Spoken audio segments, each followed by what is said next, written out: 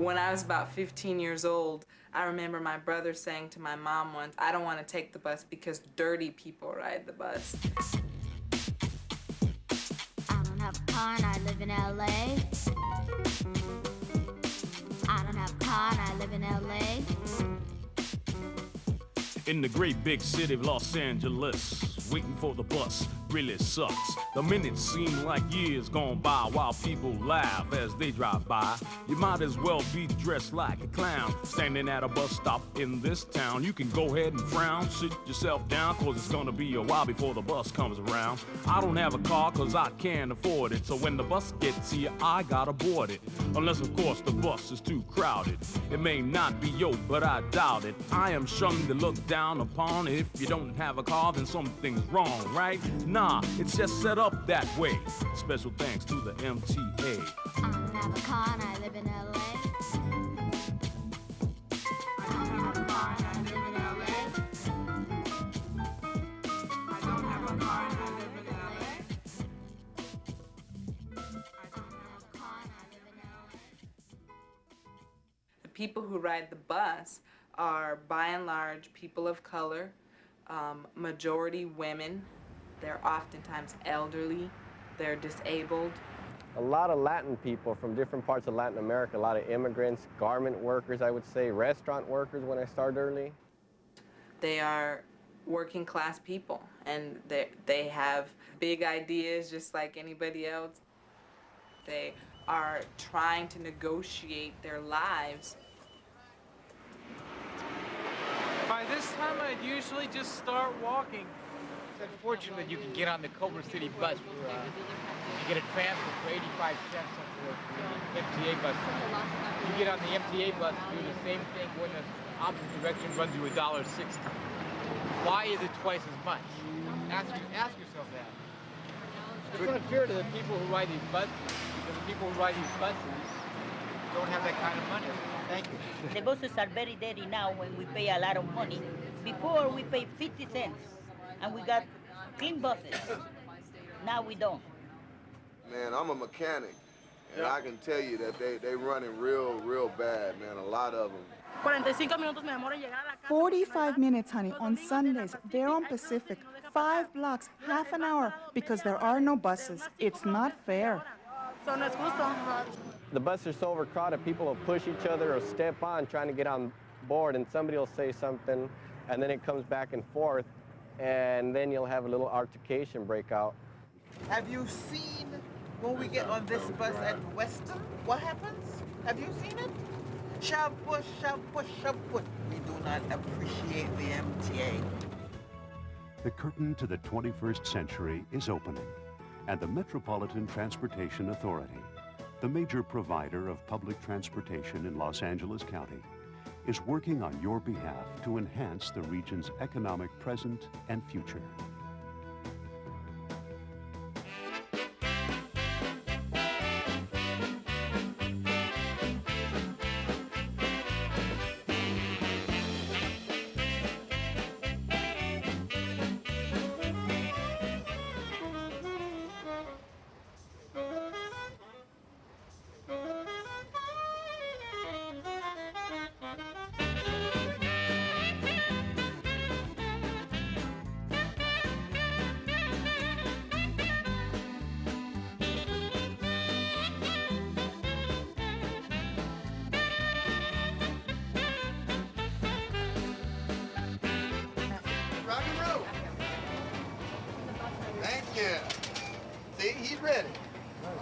I just want to explain to everyone on the bus, we're from the Bus Riders Union. Many of you have probably heard of us before, the civil rights organization that's fighting for lower bus fares.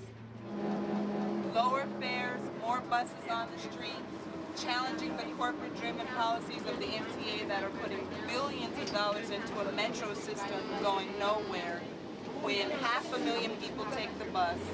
Because what you see happening is, out of all the MTA's passengers, 94% use the buses. Yet bus riders only receive 30% of the MTA's money. And the other 70% is going to the rail system that only 6% of the passengers use. Right down to the Vermont station of the Red Line, all the 5 miles long, at $300 million a mile. You know, for that 1 mile, you could buy 1,000 new buses.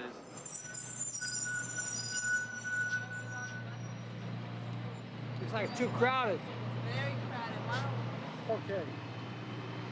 we can wait for the next one, see. Now, what do these people do now if they can't get on? They get passed by and they have to wait for the next So, bus. who decides whether it's too full or not? The driver. Drivers? Okay. Yep. Just about make it. Okay, now I'm gonna have my say. It is unsafe to drive the bus again. The bus is overcrowded. Nobody wants to move back in the bus. I do not drive the bus with people in the windshield up above to the yellow line. It is unsafe to drive the bus. The driver is absolutely right. These conditions are completely unsafe and unacceptable. And it's up to you to start rising up against them, and that's why you should join the Bus Riders Union.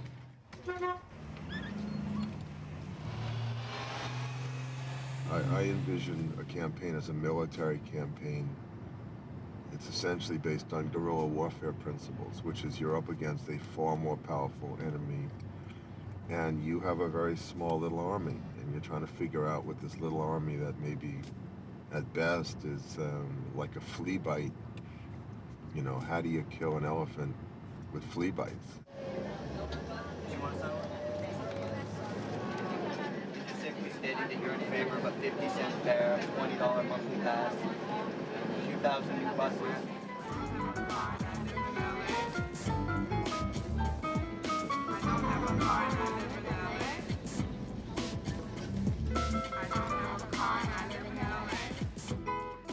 The Bus Riders Union in some ways is a political, social experiment, if you will, to see if we can build a multiracial, bilingual, gender-balanced mass movement of working class people that is willing to fight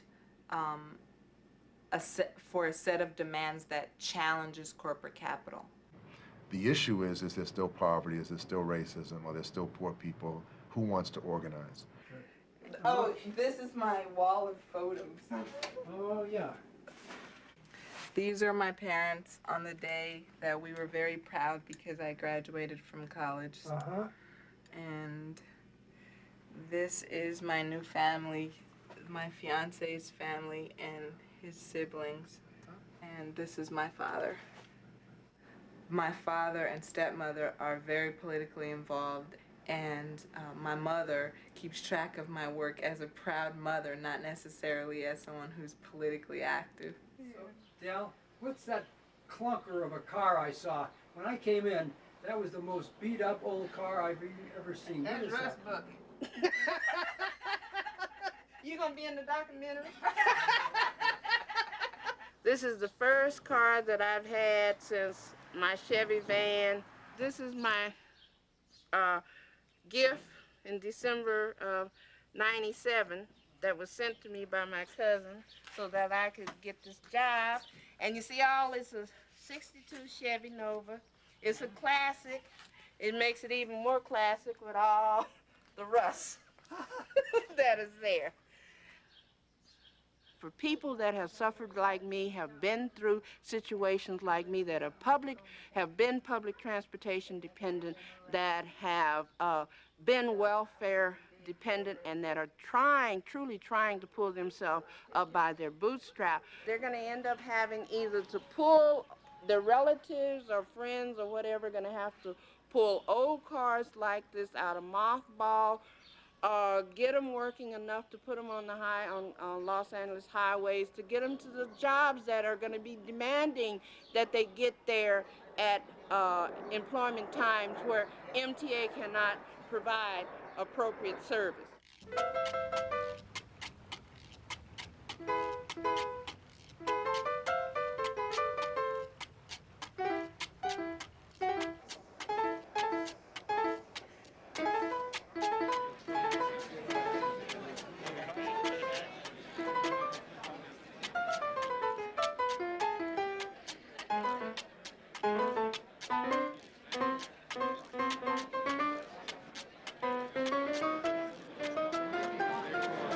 Any progress, Eric? Yeah, we've won 3 minutes to be ignored. This is the great, see, if you spend 4 years of organizing against the system, you win major concessions like 3 minutes instead of 1 minute when we already had a 3-minute rule when we started this struggle. And rarely do we ever see statistics brought in front of you that would, for example, talk about, can we allocate $22 million to bring down the fare to $1? Can we allocate $30 million to bring down the fare to 90 cents? We want to talk to you about this. You look at a stone-faced, and we'll see you on the streets. We'll see you in court. Thank you. Jan Muntz, followed by Deborah Chan. 3 minutes, not enough. I can do it 3 times in 3 minutes. You're under investigation by Senator Roth. Under investigation. You joined such illustrious predecessors under Senate investigation as Jimmy Hoffa, Frank Costello of Murder Incorporated, and the Watergate burglars. Mr. Walsh. 4 is a charm, ladies and gentlemen. I'm not going to. Ladies and gentlemen, let's finish by saying, talking in front of these people, this is how we feel. We feel like a fire hydrant facing a pack of wild dogs.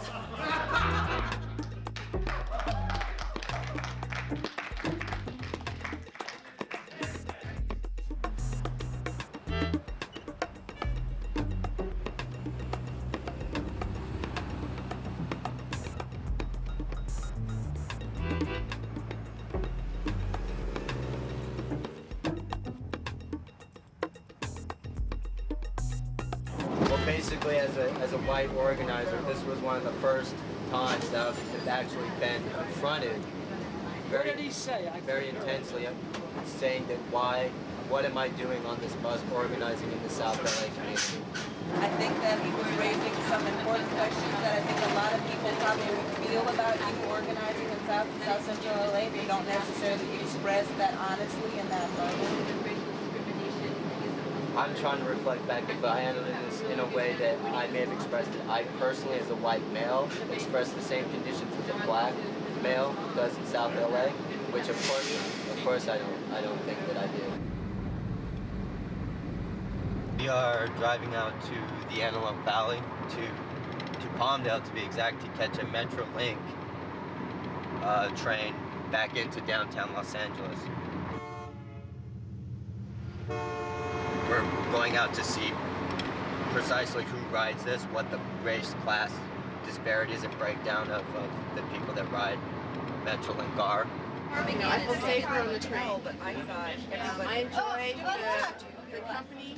I've made a lot of really good friends. I found that to be a real stress reliever for me. My husband drives me to the station. I commute from Vincent, and my employer supplements my train pass to the federal maximum of $60 a month.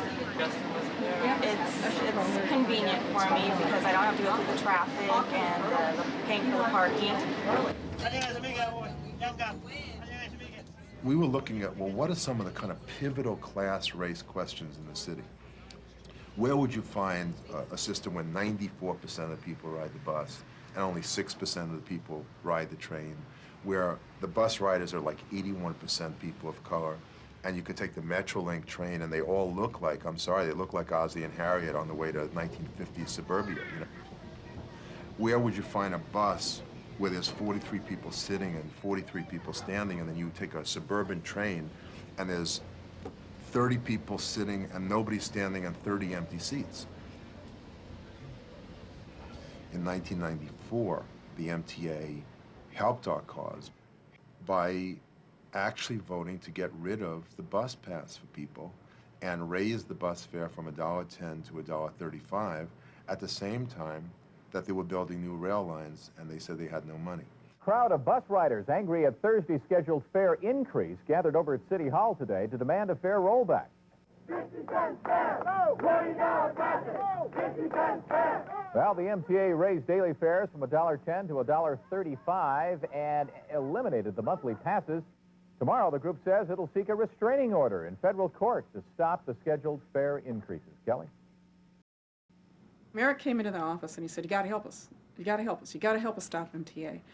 I Everybody in my office told me I was nuts. We worked day and night, just day and night. And I remember at 4 o'clock in the morning, on the morning we were getting ready to march into court, we put together a 1,000-page document. You had the bus riders in LDF. They had to show us what had been said at the meeting so that we could use it to say, look, court, here's the evidence of how they violated this regulation. They ignored people begging them, crying in front of the board, please don't raise my fares, I won't be able to get to work. And the board, it was almost like they were having a picnic and saying, pass the Grey Poupon. They weren't even listening. I saw that. So we documented all of this and we said to the court, it's a violation of federal regulations, Your Honor, stop it. Does the judge ask questions? Oh, lots of questions. In fact, his first question was, I got up and he looked at his watch. And he said, Ms. Rice, you're asking me to stop raising the fares that are going in effect in 10 minutes? I don't think I can do that. And I said, oh, but Your Honor, it's a very reasonable position, Your Honor, but let me tell you why you can. They had expected the worst, and this all came as such a surprise.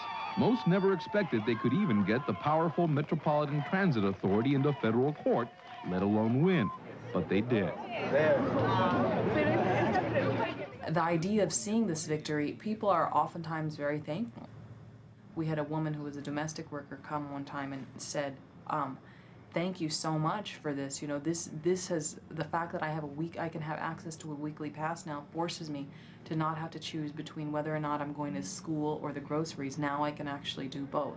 Well, one of the things that we won is the first ever weekly pass. So that's cost $11, and we're really encouraging people to use tokens or cash right now to even start using that $11 pass. It was a real hard-won victory.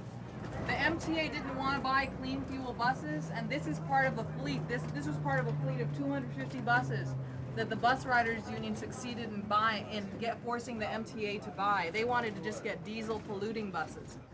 And so this fight and the building of this organization for the past 4 years has been around, can we get people outraged enough at the crappy public transportation system that they have, but engaged enough to deepen their analysis of why it's crappy and whose fault it is and who's benefiting and whose pockets are being lined. This was the happy hunting ground of government money in the early 90s in Los Angeles. But there were lots of contracts that were going to friends. They said, we will build you a rail line to the San Fernando Valley, for instance. We will build you a line into the San Gabriel Valley and down to Long Beach. They had a whole network of this stuff. And they made a lot of promises, but they still had to figure out a way to pay for it. Well, how did they pay for it? They paid for it by starving the bus system. Contractors who having charity golf tournaments for these politicians who are close friends with them, they could get the ear of the politicians. There was nobody out there getting the ear for the 1 million people getting on a bus every day in Los Angeles. A contractor meets me. This is a contractor. He runs into me downtown. He says, John, this is a guy I scream and yell at. He works for a major contractor. And he says, John, I sit at the meetings and bite my lip so I don't laugh at the things you say to them and how true they are. And then he said to me, here's my phone number. If you need any information on my company, call me up. Jerry Schneiderman is our guest, and he has a lot of details here. I just want to give you the time. It's 8:47 in the morning here on KPFK Los Angeles, 90.7 FM. You're listening to Up for Air. Just tomorrow on the MTA board, you got a change order for $200 and some thousand of extra rebar they need in job. Now you tell me, if I hired a contractor, gave him a set of plans, and he was supposed to build it, would I expect him to come back and say, I didn't estimate enough bags of cement, I need more cement? Only at MTA. Dig a hole, dig a tunnel, everybody gets a contract. Minority contractors could put a picture of Rosa Parks up on the thing and get a contract for that, even though Rosa Parks couldn't use the train because she was on the bus, you know. An accounting company would come in and review their books and say, you guys don't have any checks and balances over where the money goes. Your budget doesn't show things like the fact that you have $25 million in money coming in that's not allocated anywhere. So they had this $25 million slush fund. I just wanted to let people know that we offered the MTA an opportunity to come in and discuss these issues with us, and they declined. When I talk to a lot of middle-class people about our work, they always say, oh, what you're doing is really great. And then I say, well, yeah, we're building a movement of poor people. No, I don't want to talk about that. And it's really about the fight against racism. Well, yeah, I wish you wouldn't use the word racism. Why don't you just talk about how it would be good transit for everybody? But I want to talk about, I read that somebody used a false contract over there, and Alatorre got a kickback, and Mayor Reardon, his firm is really involved. I said, what is the problem? Mayor Reardon is a very, very rich guy. Do you care if he's rich or rich plus one? Why aren't you interested in poor people? Why aren't you interested in building a movement of poor people? Sure enough, MTA, billions and billions of dollars being spent on trains. And I thought, well, you know, trains don't move people. They can't take a woman who gets up at 4 o'clock in the morning and she's got 3 little kids. She gets on a bus at 5. She drops 1 child off at her sister's because she can't afford daycare. And she drops 2 others off at her mother. Then she gets back on another bus to get to her low-paying job. And the MTA will not put any money into the buses that she needs to get to the grocery store and daycare. Remember, she's got to get back on that bus. And then she's got to pick her kids up, and she's lugging groceries and children. These are the people who ride the buses. Bueno, yo soy de México. Nací en México, en la ciudad de Aguascalientes.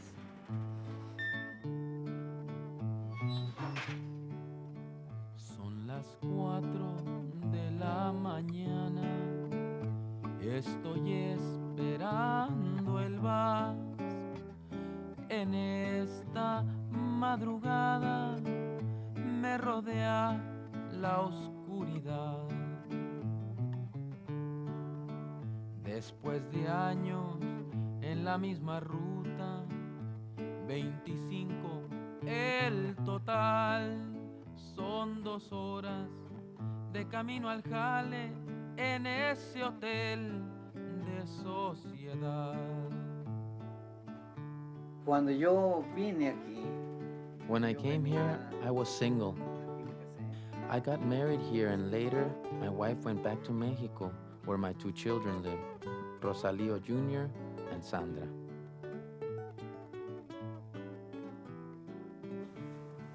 By coming to the United States, families are divided. Mothers or fathers, husbands or wife are left behind in Mexico. This is the price we have to pay to live here. Pancho. Buenos días. Families broken in half. Sí, ¿para qué? Many of our Mexican comrades are here because, as the people say, it's a better life. Yes, but also because there are no opportunities in Mexico. The government there has only allowed their own people to have these opportunities.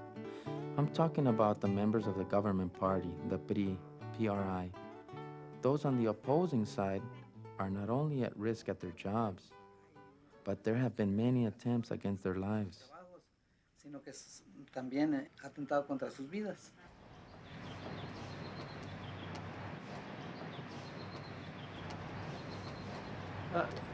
Della, how did you get here? On the bus. There's a student who works in Jeff Horton's office who has a survey that she wants to present. So we got a teacher, a parent, 2 students, you and I, and an attorney. We haven't signed in yet, though, have we at all? Okay. You don't want to come back out. Welcome. Thank you. Good evening. My name is Kikanza Ramsey, and I'm an organizer with the Bus Riders Union. We know that students in low-income communities in particular have tremendous amount of burdens on their back, where they're struggling to get through school. I know I was one of them. I grew up in Los Angeles.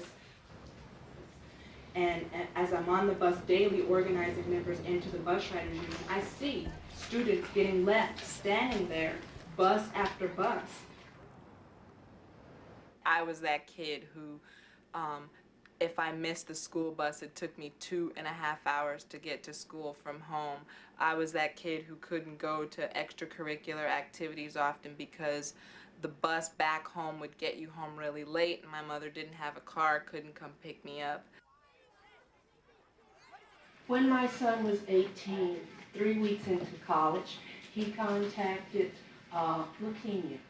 2 years later, he died. The 2 years about fighting for him in his life, I became unemployed. I made the decision to do so because it was more important for me to be a mother, and that decision led me into an economic state of decline that subsequently made me become totally public transportation dependent. And public transportation, I soon learned, had always been deficient, but there was a greater deficient with me under those circumstances. I would get out of class, take the number 4 bus on Santa Monica in Vermont, and go downtown and transfer to the number 71 and go to General Hospital and have to walk 2 blocks up the hill, go into his hospital room. I would visit with him and sleep at the foot of his bed.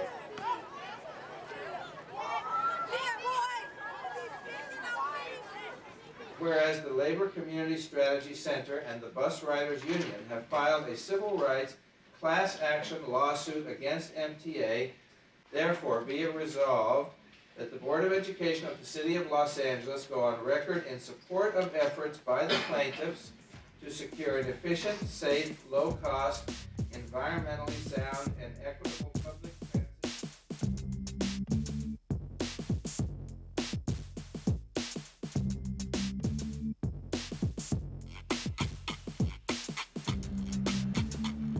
Rita lives on this side of the office. Is this filming already? Yes. Oh. I heard you're supposed to be working, Rita. Oh, okay.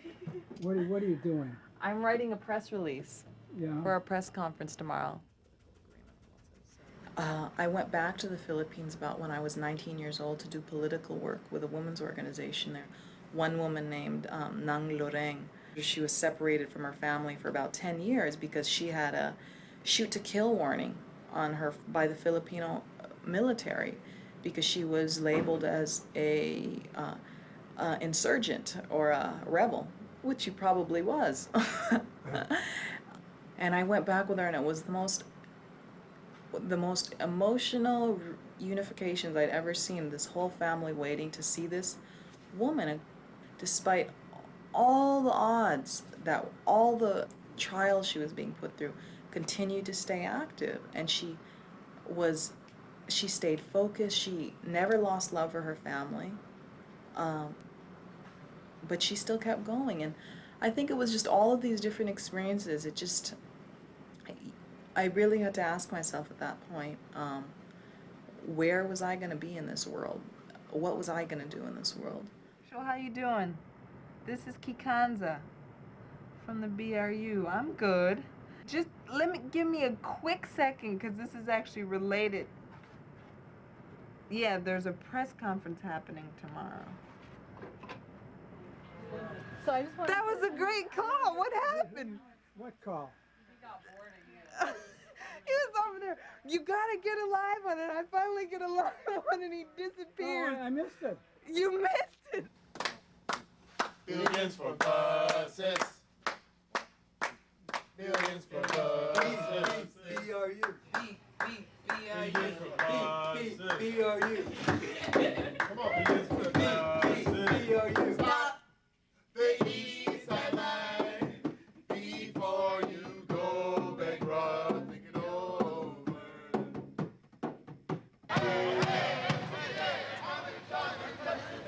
Those folks there gotta take the bus. They'll be waiting forever if it's not for us. Those folks there gotta wait for a bus. They'll be waiting forever if it's not for us. So the demonstration today is, I hope, the beginning of a summer and fall campaign to escalate the struggle. We're not going to go into the city council and sit there like a bunch of idiots waiting for them to call on us so we have 1 minute to speak. We're not going to do that. So the objectives: expand our base, put the heat on the city council, let the public understand that this agency called the MTA is made up of city council people, the mayor, and the county board of supervisors, and to break out of the shackles of our lawsuit where we can put our movement back in the street. We are there to go into their meeting There is the possibility of arrest. There always is. That is not our intention. We're going to be marching through quickly, going in and telling them what we're going to do, and then we're going to march out. Vamos a participar. Let's go.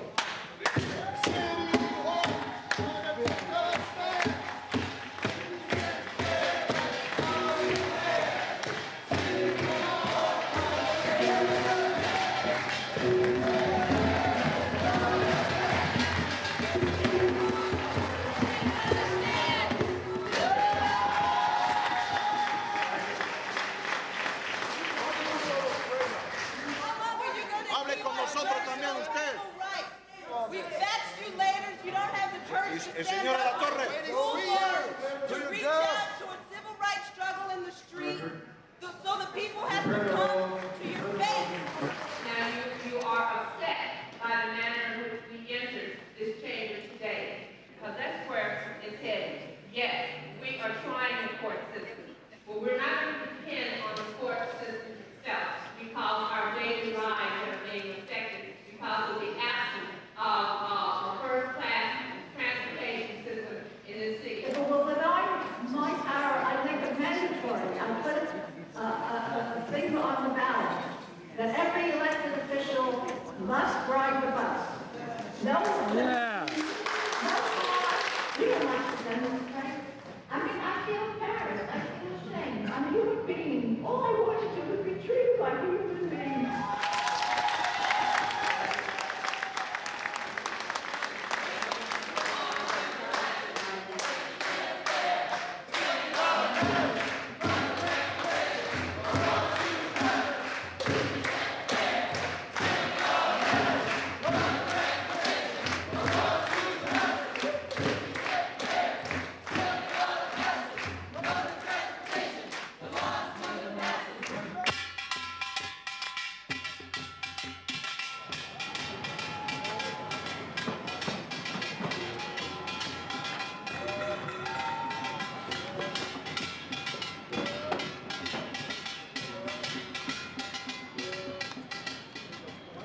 Turned out as well as it could be expected.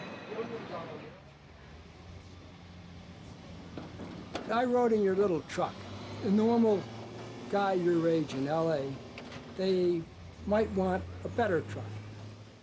I hope to have that truck for about 10, 20 years. I mean, having that is privileged enough for me. I don't need anything more. I don't need those type of material things. Whether it's a truck, whether it's a nice apartment. You should come to my apartment. It's a shack. I love it.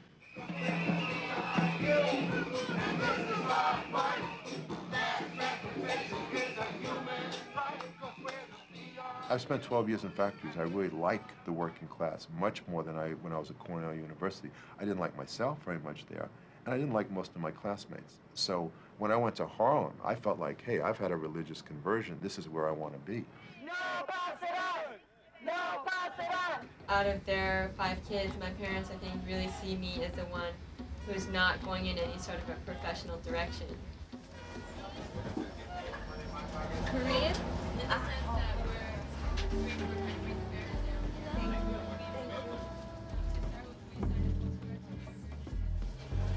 Carol.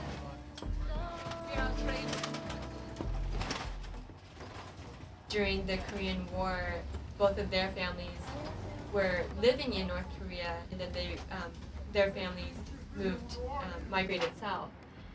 And so they come from a history of having been very entrenched in anti-communism. So if they see my work as doing anything that's anti-government, anything that's challenging authority, they're really worried about what I'm doing. You have to understand, I come out of having worked under people of color my whole life. I've been trained in the black movement. I've been trained in a factory that was 55% Latino, where I was not the president. And if I didn't feel I had a mandate from people of color in particular to do this job, the center wouldn't have gotten off the ground. There are very few people that I actually truly love more than the people that work in this office. I've never experienced or even seen very many organizations or other social groups that are as tight and are as loving as the people in this office. Everyone would do anything. You know, I would step in front of a bullet for any of these people that come and work here, whether they're full-time or whether they're just volunteers. We are the ones who ride the bus. We are the ones who will decide. We are the ones who ride the bus. We are the ones who will decide. Si se puede, together, yes we can. Si se puede, this bus is in our hand. Si se puede, together, yes we can.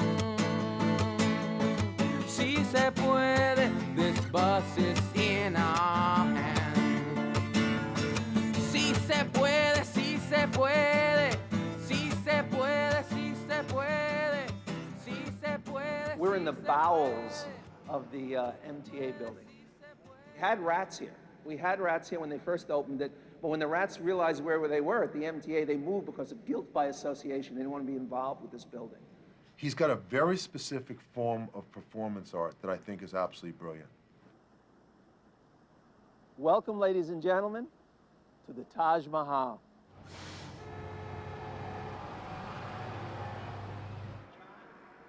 You know, compared to other people around here, you don't look very dressed up. I'm haberdashery impaired. You see my tie. This is my MTA board tie. These are all the MTA board members in jail. And look at these beautiful murals. There's no smog. The cars are 6 spaces between one another. Everything's beautiful, just a few people. I mean, here we are, the really left-wing organization, and John is able to sort of push the envelope, say certain things, like we have to be very strategic. Hey, he can go after certain people in a way like we would never do. And I go, well, John said it, we didn't say it. Well, we're in a building that has absolutely no reason to exist. It connects the old Union Station to the outdoor bus stops. Well, you didn't need a building, you could put a canopy up. And these are not the people you will see using the system. They're not the people, but they're the people they want us to think are using the system. I mean, I like. John was on target a lot, and because he had good dirt, he knew pretty much what was going on. Not all of it, but pretty much, and he cared about it. And you know, he was trying to make things better. People look at you, they say, well, John, you're poorly dressed. You wave your arms. How can we, you lose your credibility, John. You lose your credibility. And someone said to me once, got a board member, said, John, I'm glad you acted crazy, because if you hadn't acted crazy, someone might have bumped you up.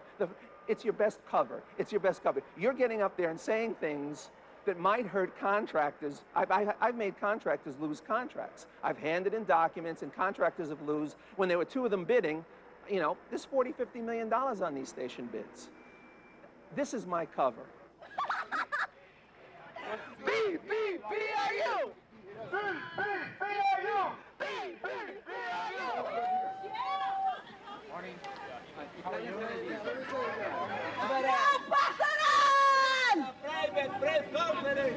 There's a press conference and a ribbon cutting for the opening of the Red Line, which is a 5-mile rail track that cost $2.8 billion and was directly built with stolen money from bus riders.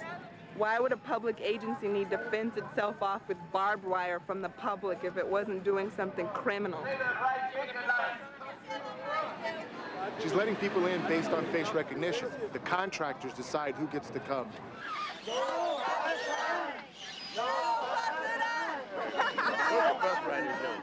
You haven't heard of the bus riders union? No. Everybody's heard of the bus riders union. It's only one of the biggest civil rights organizations struggling on mass transit in the country. I didn't know. You didn't know? Right now, they're riding on the only Red Line train from downtown to Wilshire and Western, back and forth, enjoying it. The people on there will probably never ride it again because they ride around in cars. The MTA has to put these events more and more in safe, hermetically sealed little environments because they've got a growing army of people pissed off at it. I ride the bus and I think the system sucks. No bus allowed! You think they think about your little man? No way. It's all for the big man. That's why we ain't got shit today. And you can put that on your TV camera.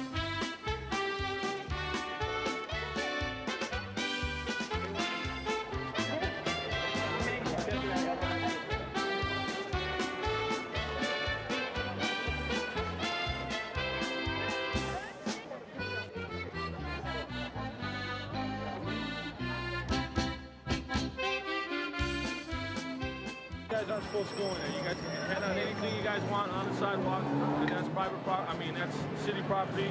You guys aren't entitled to all that. But if you guys come on the private property, you guys are going to be removed. Why? But you are a public employee. You're an employee of the public and an employee of the MTA, no? No problem, ma'am. Right, so this is public property, in other words. It's private property. It's MTA's, ma'am. But the MTA is a public company. That's all I can tell you. I'm just letting you know, okay? Yeah, but who decided it was private property, Reardon? This is for open to the public. Metro is public, baby.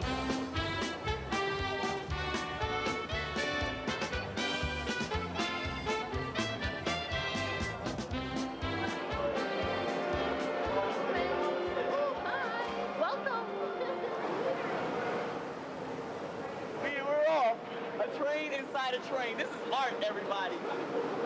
Now, all we need is 24-hour train service. Beautiful. It'll be just like Chicago and New York. Taking the red line. We're taking the red line. We got to use it for something. If we look at what level of overcrowding on that bus we came down on, when we got off, there were 25 people standing. We can be safely assured that there's like no standing on this train, okay?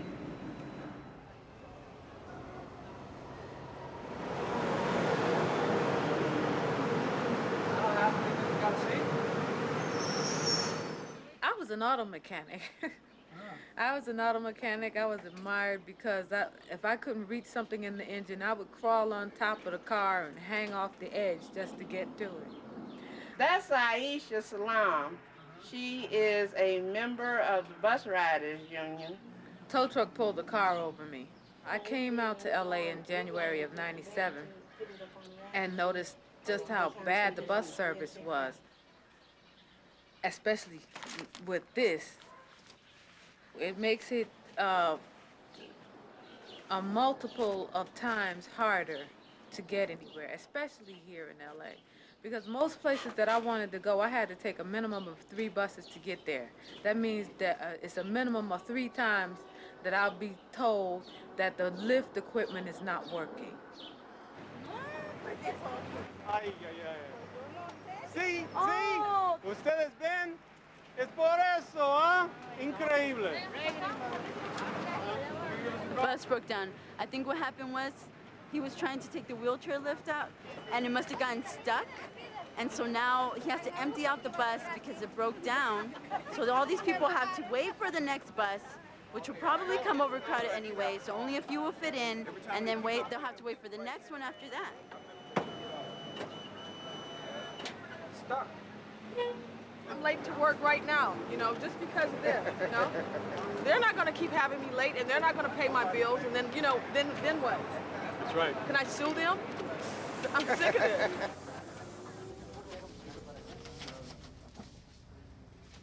Joseph Oliver. And who is that? He is our mystery correspondent. We found him. He's from Pasadena. Uh-huh. And he's going to expose some evil of the system for us today. We can, he clips all the newspapers for us. Oh, yeah. Anything on the MTA. You can know, Joseph Oliver. If your case goes to trial, in some ways you failed, because a trial is war. And when you're going to war with a $3 billion entity, we would have been prepared to do it. But it's unlikely anybody would have been left standing had we gone to trial. So our strategy is always to front load, and you play chicken in a way. You keep winning and winning and winning, and when the injunction, after 4 times appealing, MTA appealed, we went up and down the ladder, and the Ninth Circuit refused to overturn Judge Hatter, which is key. Kept the injunction in place. MTA thought, well, if the injunction's in place, we better sit down and talk. Yeah, we think it's true. We don't trust anything right now. That's what we're getting over there right now. The way that people have been talking about it, it sounds as though our attorneys somehow have some right to, or have some ability to be deciding something with the MTA without us. And Last night at 3 o'clock in the afternoon, we were negotiating with one of our attorneys, and we raised a concern to our attorney that the MTA was going to put in a poor people's bus pass and was going to ask people to have essentially a means test in order to get this bus pass. They would have to show that they were in a government program. They would have to show they were on welfare. This is exactly the opposite of what we want, which is a better bus system for everybody. When MTA said, well, this is a deal breaker, and the lawyers for the plaintiffs, for the bus riders, took a look at it and said, well, we can't throw away $1 billion over something that may or may not happen. And in fact, it wasn't even clear. In fact, MTA said, we're probably not even going to do it. We don't have the ability to check people's income levels. We just need it in there so that our clients will, they asked for it. We're never going to do it. So to the lawyers, it was a sort of throwaway. And to the clients, it seemed to be do or die. By 6 o'clock, we were told, oh, by the way, we've agreed with the MTA, and no, it cannot be taken out of the settlement. And we're going to go in and recommend publicly this settlement. I know. The MTA Board of Directors today approved a tentative settlement with the class action plaintiffs represented by the NAACP Legal Defense and Educational Fund. You might go tell Ted that organizing drivers right now is pretty irrelevant, and he should probably be in with this group of his people. He's downstairs passing out leaflets. It mentions nothing at all about there being any objections to or disagreements with this fucking settlement.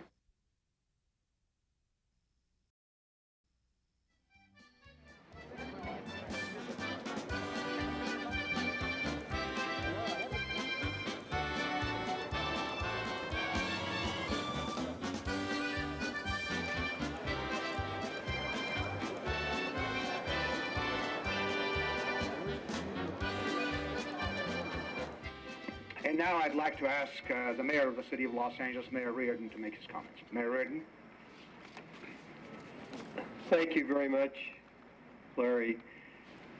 The transportation strategy for the county has been flawed for too many years. We put way too many of the resources into fixed rail and at the same time ignoring buses. Every projection I've seen from SCAG, UCLA, Reason Foundation, and others say that even 25 years from now, over 90% of people using public transportation will use buses. But what's happened today will be a giant leap forward. It's an example of grassroots action making government pay attention and do things. I congratulate the Bus Riders Union. I want to congratulate this board, and I want to acknowledge the fact that we are now going to go forward in a partnership. The Bus Riders Union will be at the table, Mr. Mayor.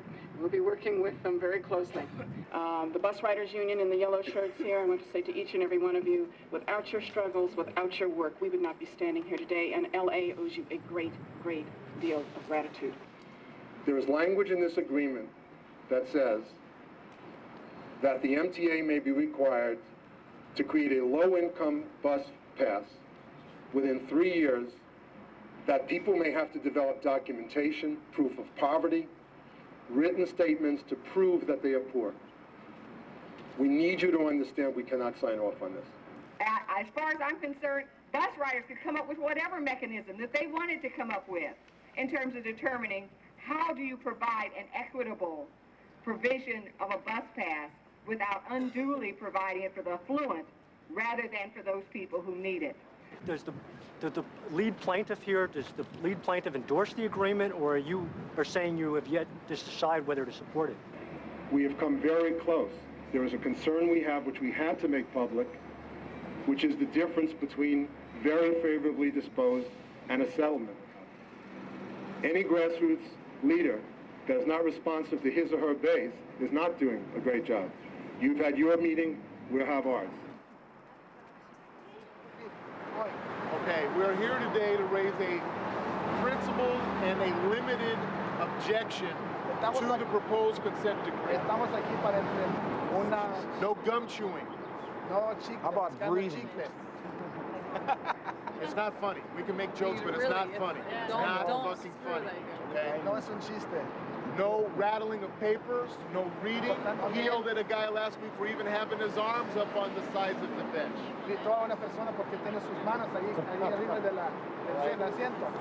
Right. It's in our interest to not make an issue out of any of those things because we have something else we need to accomplish today.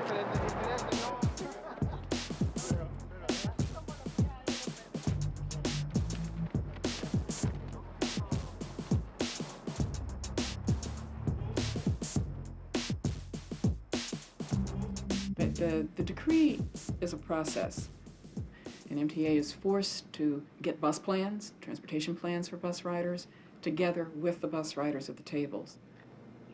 So what this decree did was, it not only made the voices of bus riders heard, it put bus riders at the table to negotiate directly with MTA about how to improve the bus system. I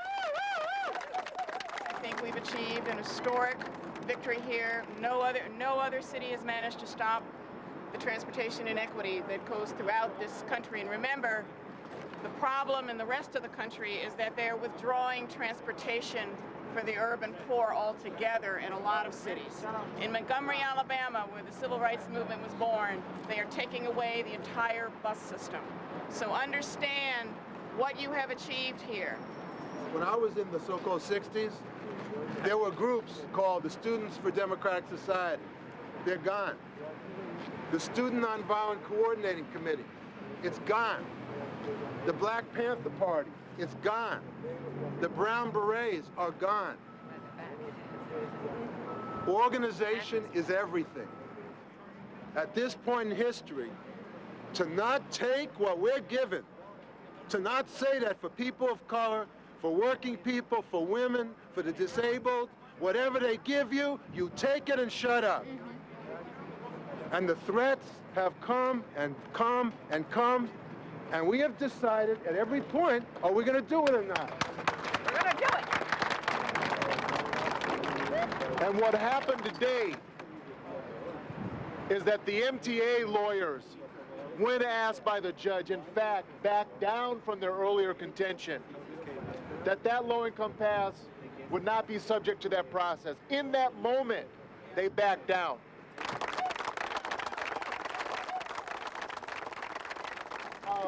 Some members of your planning committee will be going to our first meeting of the joint working group, where we will, representing you, will preside over MTA policy for the next 10 years, y'all. Y'all did that.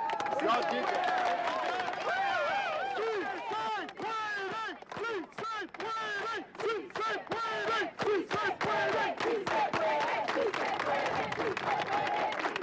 Hey, everybody remember, this is just a down payment. That's right. We have to still mobilize and organize to get the rest of what we want. And every one of us have to move to that effort, starting today.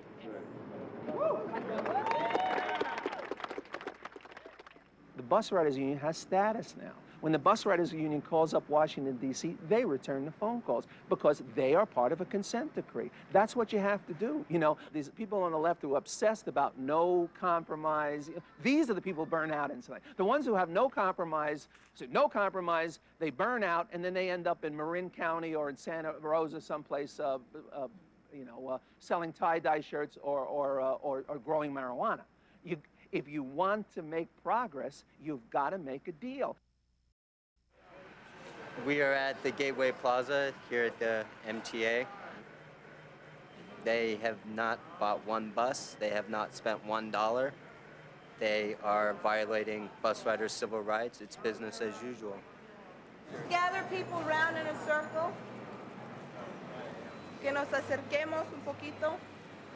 This is the first sort of test of the MTA to see whether or not this consent decree means anything and how our movement can respond to them if they vote that it doesn't mean anything because they're not going to vote any money toward it. And we got wind that there's a chance that there will not be a quorum of voting board members there.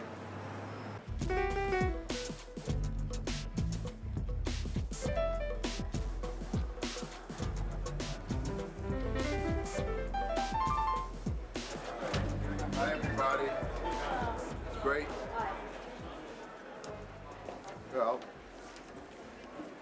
sure makes me feel better to see you all here. I mean,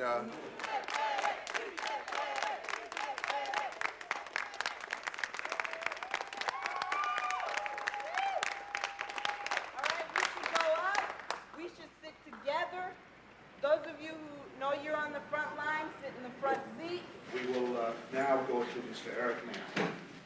the board is not here. You asked us to wait in good faith to come here, and you will take action. And we want your commitment that the board will take action today. We will take action today. And if there aren't enough members, then let's see how many show up, then I'll make that decision. Thank you. All right, Jim. Made our point, everybody. Thank you. Thank you. I appreciate it. The consent decree says you have to get to 1.35. 1.35 is a number that says no more than 14 people can be standing by December 31st. Your staff thinks it's going to take 10 buses to get you down there. I have to say that some of your staff have told us off the record that is a very low number, and you need to ask if there is pressure on your staff to lowball the numbers, because if they lowball the numbers, not because these are not good people, there's more money for rail. You have given staff recommendations on money you don't have. The money you do have, the HOV, you move to rail.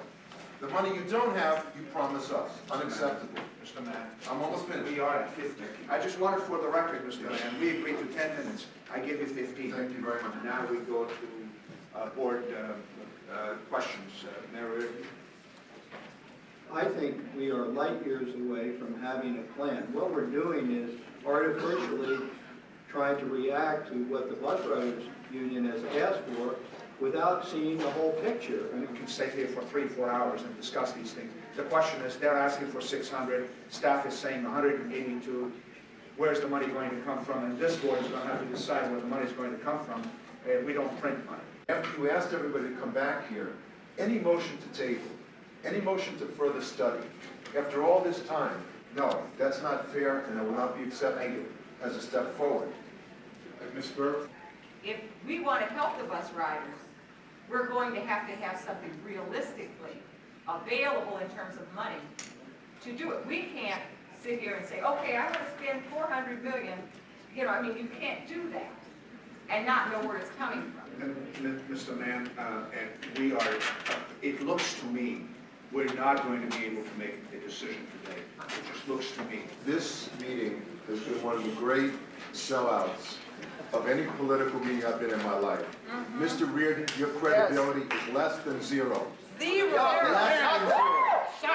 Listen, you stood up and signed a consent decree with us and told us that this is a breakthrough, and you don't know how to order the first 152 buses. Ms. Burke, if our people were starving to death, you would want to do a study on rice and beans, but not capitalism. You are in violation of the consent decree. You don't give a damn what we think about. It's war. Do you understand? You're not going to vote. You're not going to vote. You jerk us around like this. You think we're working for all these years to talk to you and have our intelligence insulted and have our integrity insulted? You don't give a damn about us. We know that. We let you go through the... We're not going to take it.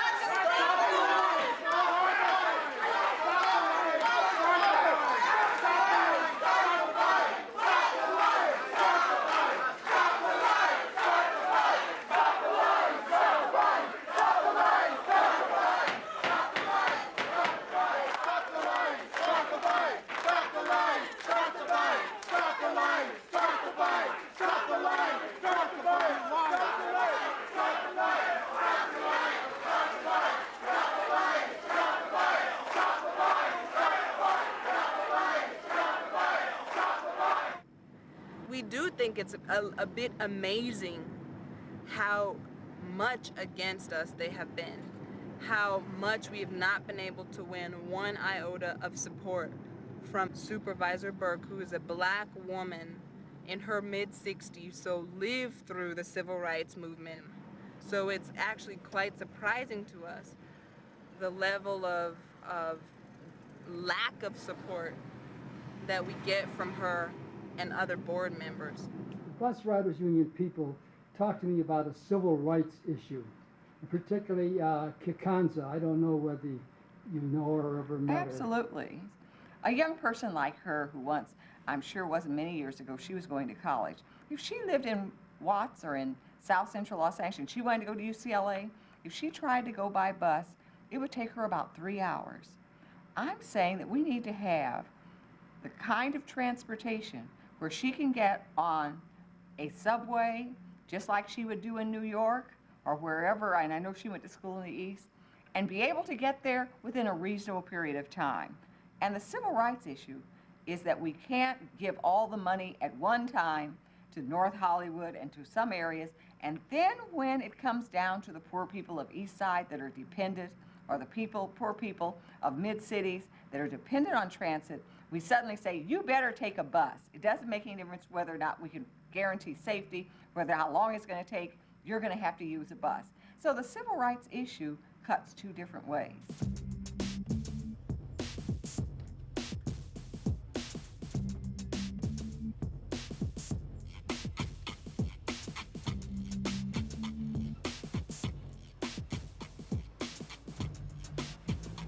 From the last time in March when we did nonviolent confrontation, we got a little like scattered, and when it was time to lock arms, some people were like over in this corner and we couldn't lock arms, and half of us got it carted out together.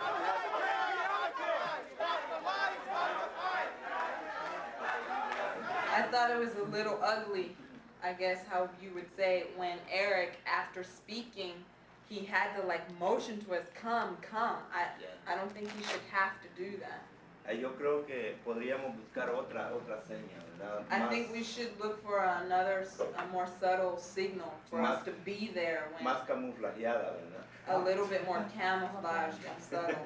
Yo, no! Right. And we are very upset.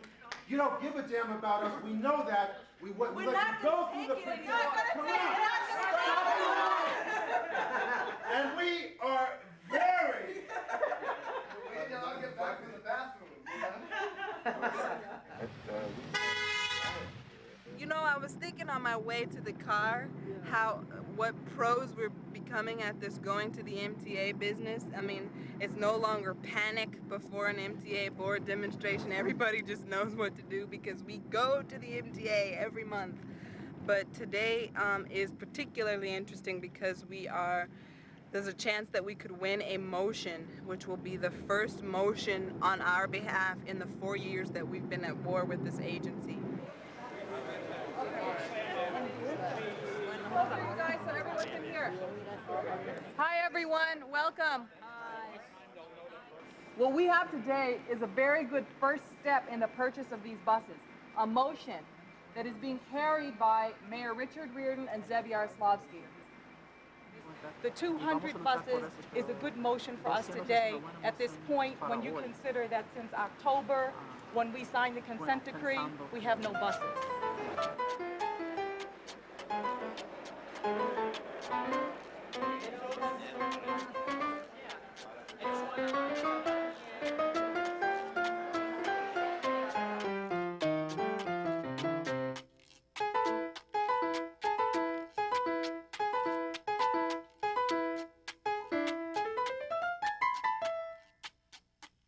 I'll give you a sense of the sentiment of the people who work at the Biltmore Hotel downtown. Aproximadamente 1,000 trabajadores. It's approximately 1,000 workers who work there. La mayoría de ellos pertenecientes a Local 11. The majority of them are members of Local 11. El 80% de los trabajadores usa el autobús. 80% of those workers use the bus. From now, any names turned in, we will not recognize because The time is up for public comment. We are going to recognize only those that have been turned in. Burbank now has drug testing. Conservative Burbank, and I challenge you. The bus riders, would you like to join? We'll have a challenge. Our specimens versus your specimens, and we'll see who's dirtier, and we'll hold the drug off at Splash Mountain. In where else but Splash Mountain would you hold a drug off?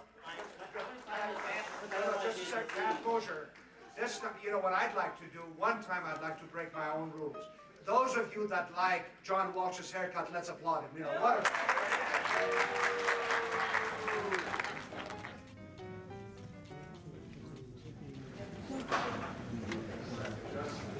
Hey, Nate. You talking? All right, Nate. How are you? Good to see you. You're not voting on this bus issue, right? No. All right. Diesel is the dirtiest fuel we use in this country. You have to start thinking about public health.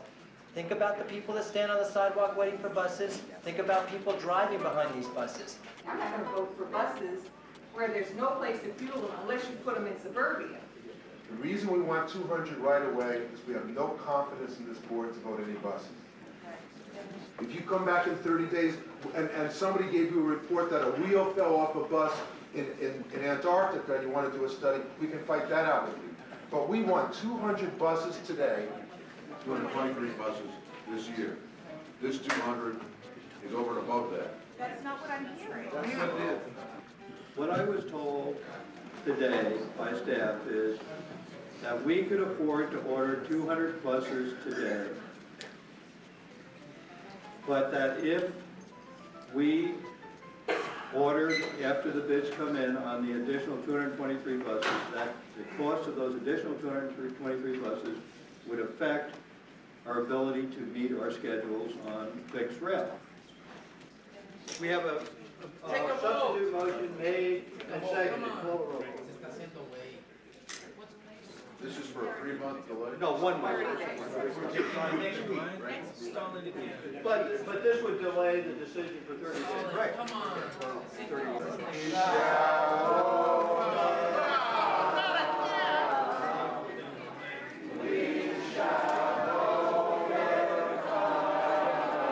You're not being fair. Come on.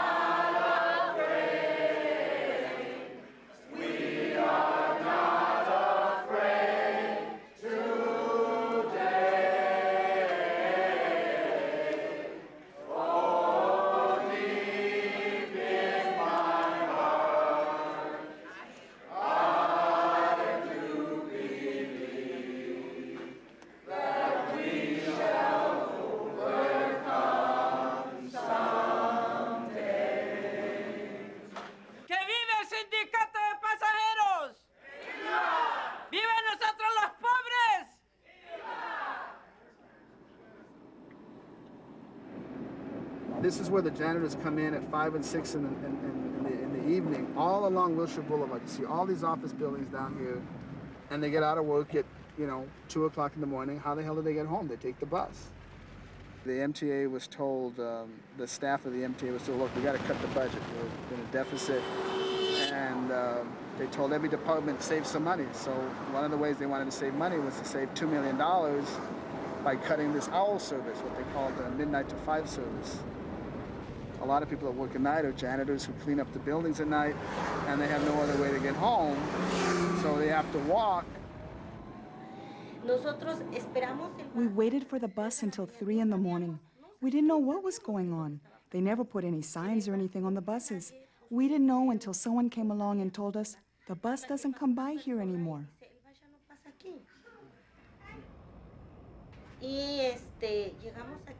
We got here around 5 or 5:30 in the morning, and then we had to walk to Westwood. Almost every day we walked for half an hour to Westwood. She's my mom, my son.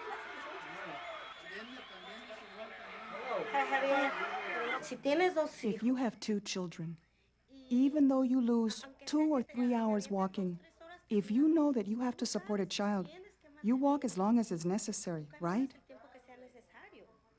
You walk as long as necessary to support your children. Put the MTA in jail! Members of the Volunteer Bus Riders Union say that hundreds of people who work at night are left with little or no transportation. About 50 people from the Bus Riders Union gathered at the corner of Wilshire and Western in Hollywood. They closed down more than 2 city blocks for more than an hour. Police arrested 6 people on various charges. The MTA wants to cut service at night by a total of 40,000 hours a year. Next Thursday, the MTA will again take up this heated issue. We were picked up and put on a metro bus. They was carting us to jail just for protesting the bus service cut, knowing that homeless people need buses too.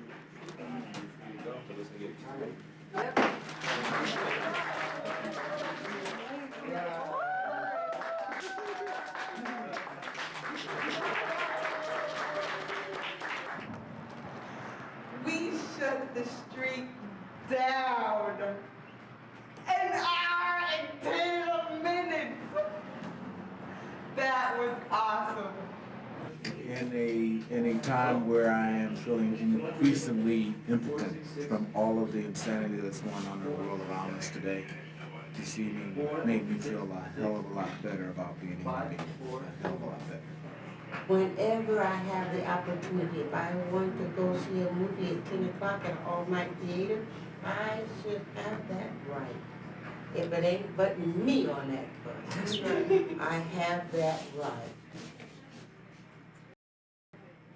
Your team is going to be responsible for getting people on the bus for free, getting the entire bus to know that y'all just got on for free so that they can be pumped to, oh, they did it, I'm doing no seat, no fare on my next crowded bus, right? So people have to know that it was a successful thing. I'm Richard Larson, one of the lawyers working for the LDF and for the VRU, and we need you to record what's going on, what has happened. We have against us the MTA allied with the LAPD, and the LAPD does not have good credibility in the city, even with federal judges, because federal judges do not believe LAPD officers what they say. Take a notebook, write down the facts, because we want your declarations. All right. All right. See you in court. Our next stop will be Norman Station. Just a reminder for your information. The last one. Yeah, the last 4 lines. No somos sardinas. Sardina no soy. Okay. Nosotros más encargados, ay, a la lucha voy. Sí, a la lucha voy. Okay. This is how it goes. You want to help me with this? Okay. Hey, MTA, the bus is overcrowded, so we won't pay. Hey, MTA, where all the free money gave away. Service, thought we wouldn't care. Now listen up, no seat, no fare. No seat, no fare. No fare.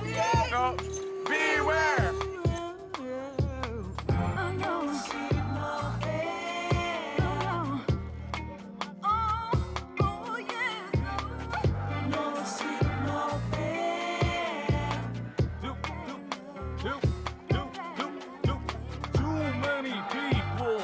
Enough buses. That's why I ain't surprised when all I hear is curses when I ride on this transit. What a bunch of bandits. Yo, they got the money, so they better start to handle it. This is Los Angeles for crying out loud. You're just asking for trouble putting trains underground. We're not paying today because today is no seat, no fare day. That's right, don't show your bus pass. You gotta help us protest the conditions. All right? Look, go back and out of the bus and don't pay. Tell the driver you're part of the Bus Riders Union. every time we don't have a seat, we're not paying our fare. What do you think about that? Well, I already gave him my ticket. Oh, I missed you. I was too busy talking to you. So listen, talk to other people. Organize other people. El pueblo unido jamás será vencido. El pueblo unido jamás será vencido. No pago. Somos del sindicato de pasajeros. No somos salidas. No paga. Remember, Montgomery bus boycott lasted for a year. Okay. So we need people to be ready for a long haul. You guys think we're going to disappear? We'll be in your face for a long time, okay? Knock it out your head. So what do you think of the No Seat, No Fare campaign? What do you think? I think you're going to have a lot of people waiting on the bus. Now they're going to really pass you up. Like when the seats are filled, they're just going to pass you up. That according to the MTA regulations, all he's required to do is quote the fare. That's all he's required to do. Get on the bus and he's not making them pay. He's speaking in Spanish. I don't know what he's saying, but what he's saying is the people are not paying because he's saying, come on in, don't pay. Do you realize that we're fighting to protect union jobs? Driver, do you realize that our struggle's not with you, but with the MTA? You'll give the transit police? Yeah, I'm approaching Venice, northbound. Do you realize that we're trying to stop the MTA from process? Don't pay. No tiene que pagar. You don't have to pay. You don't have to pay. It's a no seat, no fare. No asiento, no pago. No tiene que pagar. No seat, no fare. No seat, no fare. No seat. No seat. Venga, venga, no pague, no pague. No asiento, no pago. Now the no seat, no fare campaign. Venga, venga. No tiene que pagar. No tiene que pagar. Venga. We are a civil rights organization fighting to improve the bus system for all of us. The bus riders, they're protesting today. That's all. Don't worry about it.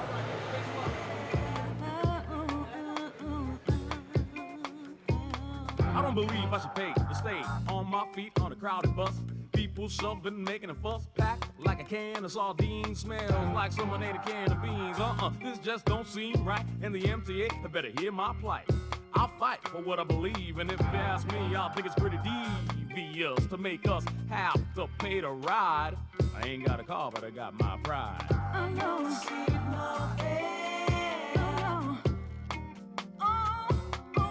seat, no fare. Don't pay for racism. Oh boy, that's a good one. There's 3 cop cars apparently organizing at 6th and Broadway, just a block behind us. 3 cop cars, 4 cops on bikes, and some cops in riot gear, or riot helmets. So it looks like they might be expecting us, and so we'll see. Looks like they might be getting prepared to, bust some heads.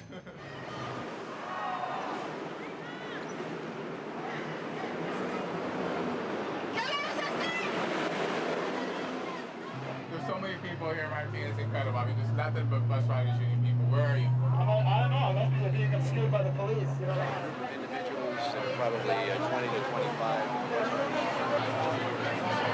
Are you with the media? Private media. Could I see your credentials, please? No seat, no fare. MTA, beware. Private media. Yeah. Okay, very well. You can please make yourselves at home. Thank you. Good? The conversation I have right now is a private conversation between police officers.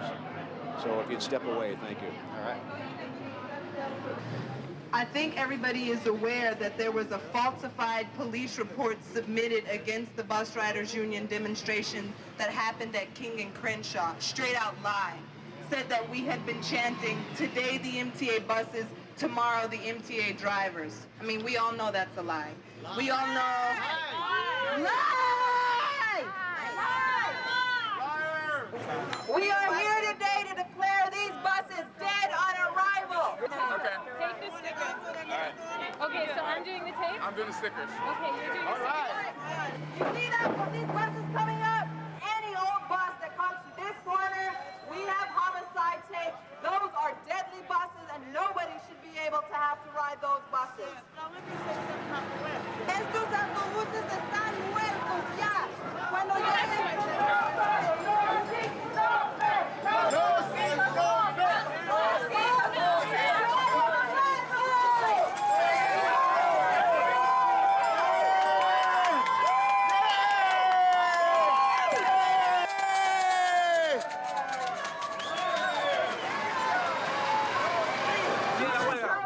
Mucho gusto.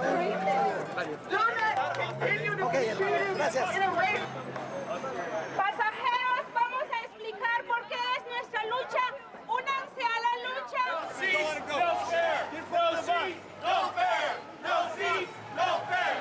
No seats, no fare. No seats, no fare. Right here on this.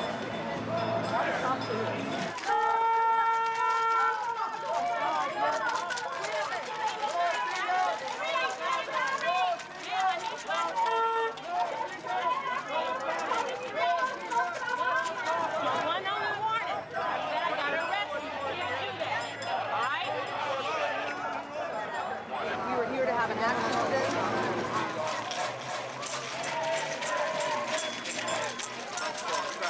We won't pay. No seats, no pay. No seats, no pay. We want all you leaders to be ready for the next call for action number 2.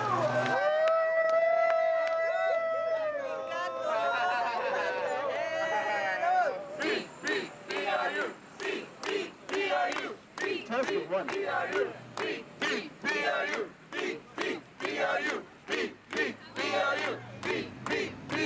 Sindicato de pasajeros, sindicato de pasajeros, sindicato de pasajeros.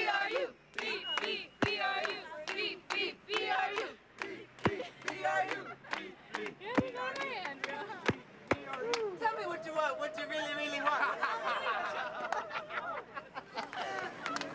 How many people you think you got on the bus for free today? Just our team alone? Maybe 150?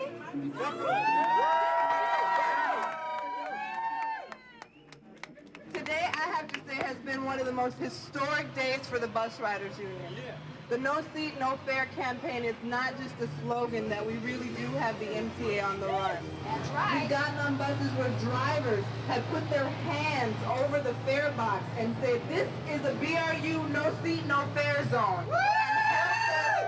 That's right. And helped us organize passengers to come on the bus for free. So I just want to say thank you very much to all the Bus Riders Union members and organizers in training and supporters that have been out since 5:30 this morning, kicking off the first day of our fare strike.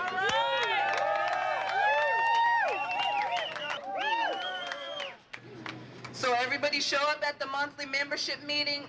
Bus riders, keep on going. When you're on your daily rides, I'm with the BRU No Seat, No Fare campaign. I'm not paying.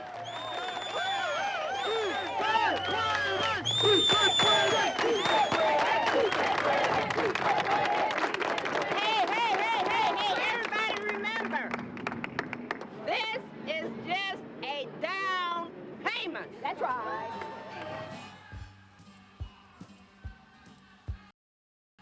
Just when I thought all was lost, you changed my mind.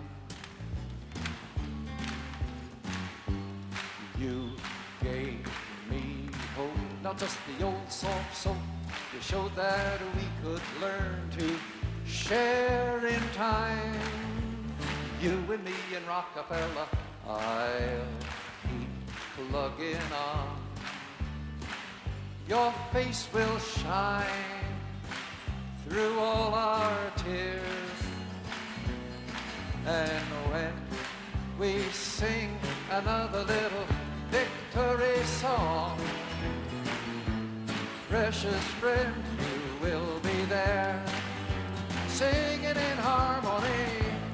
Precious friend, you will be there. Hey, will you sing it with me? I'll give you the words. Just when I thought, just when I thought all was lost, all was lost. You changed my mind, you changed my mind. You gave me hope, not just the old soft soap.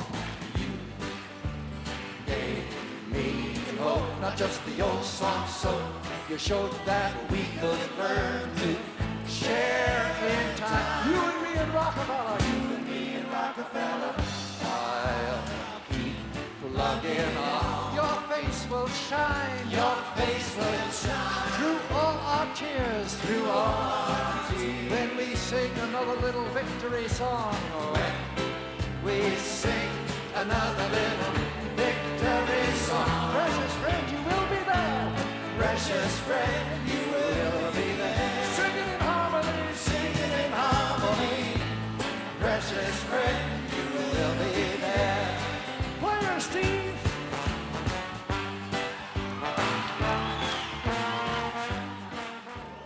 We have to still mobilize and organize to get the rest of what we want.